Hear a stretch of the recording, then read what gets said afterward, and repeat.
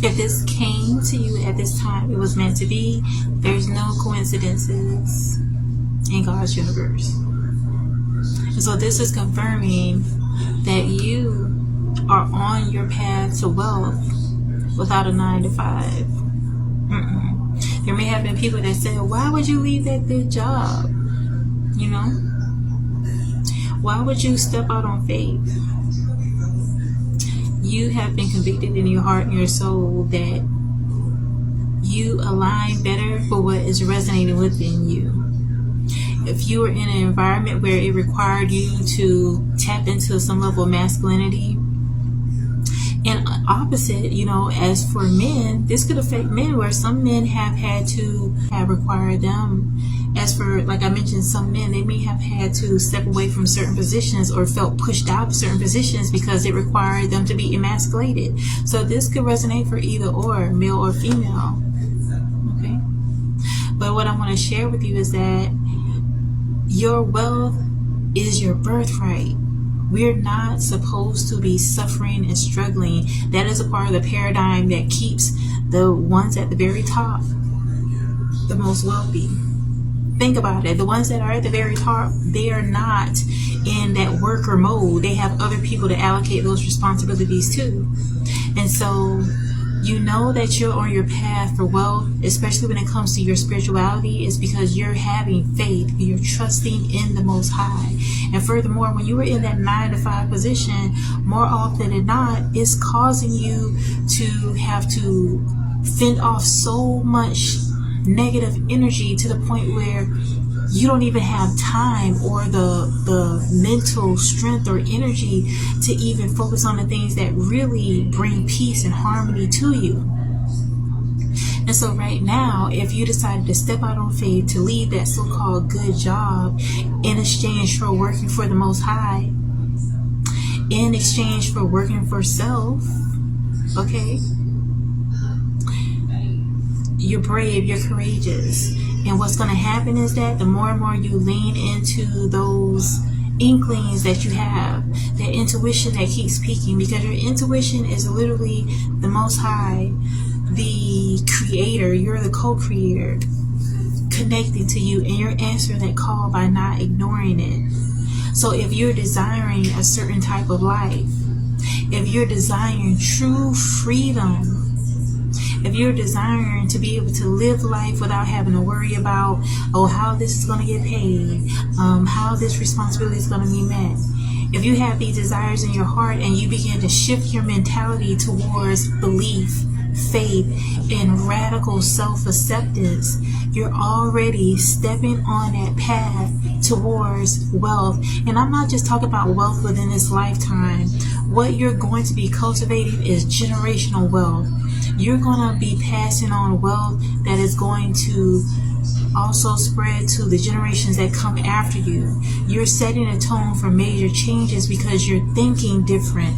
And it takes a lot of courage to go against the grain. It takes a lot of courage to get rid of the negative Nancys or Nathans. The negative things that people may have said to you.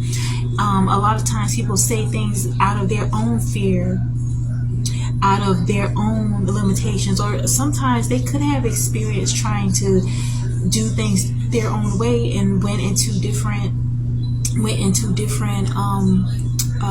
bad, unfavorable situations, and it caused them to give up instead of understanding that on a path of success, sometimes it's not linear. Sometimes there's going to be things that don't work out. You're going to have ideas and you feel like, okay, maybe this is the idea that's going to jump off, and it doesn't really move like you want it to move. And this is why it's important to drop the resistance. Take the path of least resistance, and that is not necessarily forcing your way into a successful life, but trusting the Most High with your life.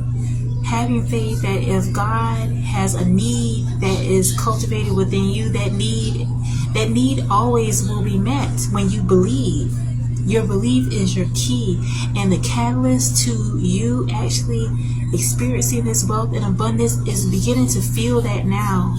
Begin to walk and talk as if you're already in the end result. You're already in the end zone of the success that you wanted. Begin to practice being grateful and appreciative of what it is that you do have. Don't wait till you get to that destination to try to make changes. Make those changes now. And what God is going to do, what the universal God, Yeshua, Jesus Christ, whatever terms you feel comfortable with in your the level you are spiritually, okay? I'll put it that way. What is going to happen is that when you begin to open yourself up to the unlimited abilities of how things can work out for you, you're going to see that. Begin to affirm wealth, success, love, peace, and happiness exist all around me. I am surrounded by wealth. I am surrounded by resources. I am surrounded by money. I am surrounded by love. Continue to speak that. Instead of speaking about all the nonsense and drama that's going on, separate yourself from that, because that is a mind trap. Separate yourself from that and focus more so on being positive.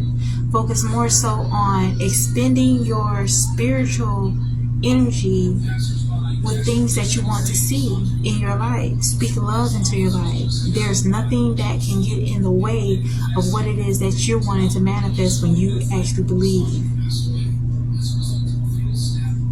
It's happening for you. And for many of you, it's going to happen a lot sooner than you expect. Because you're going to practice having faith. You're going to actually turn those doubts into hopefulness. You're going to turn that fear into faith. And you're going to do it now. Affirm with me. I am so grateful to live this abundant life. Feel it. Feeling is the secret. When you feel a thing, it manifests. You get in a feeling. Like, think of how it feels to be in a particular environment that you're desiring. Think of how it feels to have that thing that it is you want to manifest. Think of how it feels to really experience the wholeness of being cherished, of being valued and loved, and allow yourself to ride that wave of change. Because you are going to be wealthy without that 9 to 5 that's happening. And the very ones that doubted you, they're going to see you rise and they're going to wonder, how did you do it?